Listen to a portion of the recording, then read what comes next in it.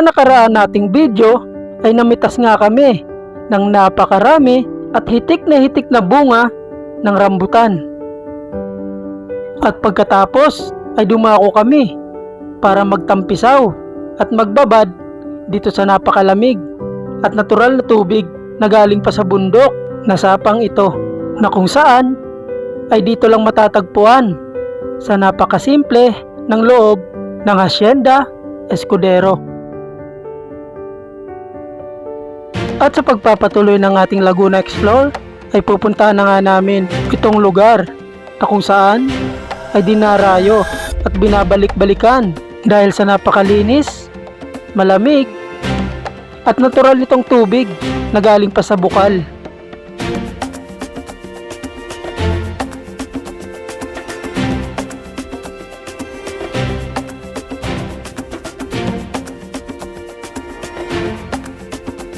Kaya tara, samahan nyo kami at ating simulan itong video ng ating Laguna Explore Day 2. Natapos na nga ang mahabang araw namin dito sa Hacienda Escudero at inabot na nga kami ng gabi. Kaya naman, tara let's! Alis na kami at pupunta na kami ng Alaminos, Laguna dahil doon na lang kami matutulog sa bahay ng kasama namin para medyo malapit na kinabukasan sa aming huling destinasyon. Early morning rise. Pagdating namin dito, naramdaman ko kaagad yung lamig ng dito. Lamig ng dito, presensya. Dahil napakalamig talaga dito. Parang laging December. Ewan ko lang ngayon Kasi itong nakapaligid ngayon, kapit tayo. Itong nakapaligid pala dito sa kabayan, puro ganyan, puro puno. Yan.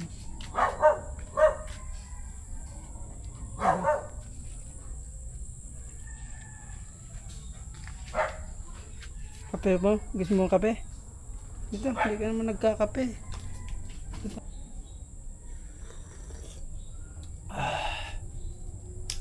Lamig talaga ng panahon, kahit may sikat na ng araw. Malamig pa rin. Kagabi, ginawa ko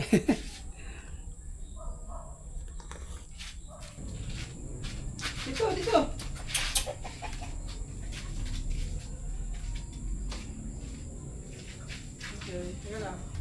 Okay, pupunta kami dito sa likod. At mangunguha. Dito! Samahan mo ko dito. Wala akong kasama dito ngayon dahil maagang umalis yung mga kasama ko. Mamamalengke sila para makapagluto ng babawunin namin mamaya para sa mag-swimming kami mamaya doon sa may Bato Spring. Hindi ako nagkakamali. At punta kami dito sa likod para kukuha kami ng papaya. Di ba? Dami. Kanina nanguha na kami ng gabi para gulayin namin. May babawin namin ng para mabaw namin mamaya. Lutuin namin ng laing. Yan, naubos na. Konti lang Pero mamaya ito, pinapakuha din sa akin tong mga papaya kasi parang hinog na nga yung isang malaki Tapos yung iba, gugulayin din namin yan. Ang problema lang pala dito, wala tayong mahabang panungkit. Ito, bitin. Hindi na nga tayo mahaba. Hindi rin mahaba. Try natin. Yan. Oh, di ba? Yan na, sagad na yan. Oh, bitin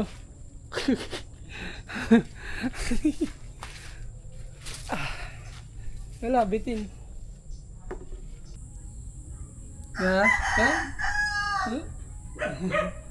Bait na to. Mula kahapon, di kami kahapon pumunta kami dito. Ito agad din malubong sa amin. Ito pala yung bantay dito. Wala kasing tao pala dito sa kasama namin. Ito yung bahay nila. Walang kasama, yung mga magulang niya nasa probinsya daw umuwi. Kaya ito yung bantay dito. Kahapon, di man lang to tumawal sa amin. Bait. Ganitong alaga yung gusto ko mabait. Tapos ngayon, kilala na agad kami. Kasi alam na yung amoy namin. Oh? Dito lang siya natulog kahapon. Yan, sa labas. Magdamag, dyan lang siya nakabantay. Pagising namin kanina, dyan lang siya nakaupo. Your eyes, your smile, the way you look at me makes me want to be Uy, sungaw pa sana. with you. Sobrang sakit na sa likod. Love, my sweet, beautiful one of my dreams come true every time I'm with you. You make me feel so alive, you see. Without you, there's no me. You are my life, my soul. Lalayo. We're gonna grow together. That's the way it should be, just you and me, for all time.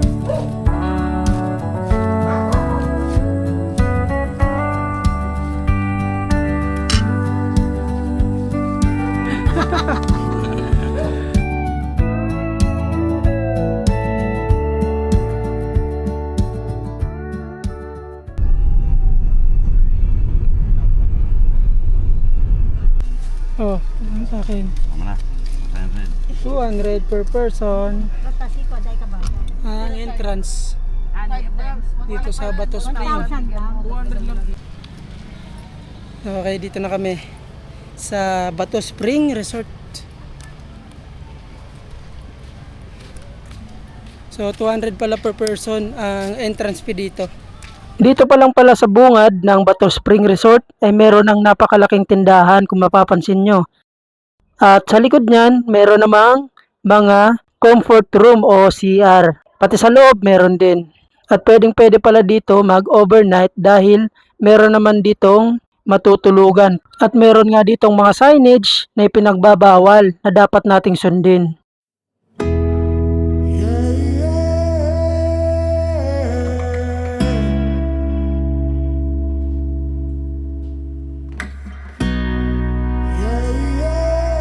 Kaya tara, let's! Pasok na tayo.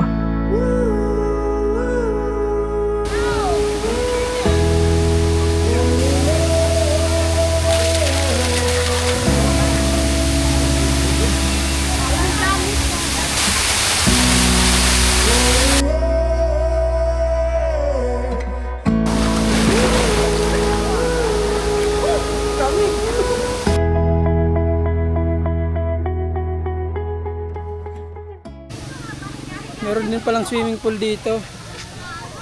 Pero yung tubig, natural din. Galing sa bukal, no? Yan. Sa bugaw may nagbubulos man. Oo, may nagbubulos man eh.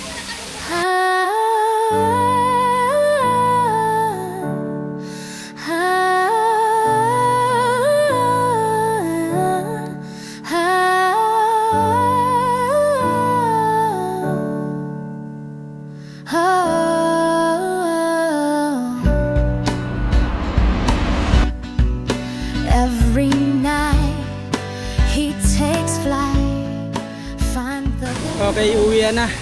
Alis na kami dito dahil hapon na.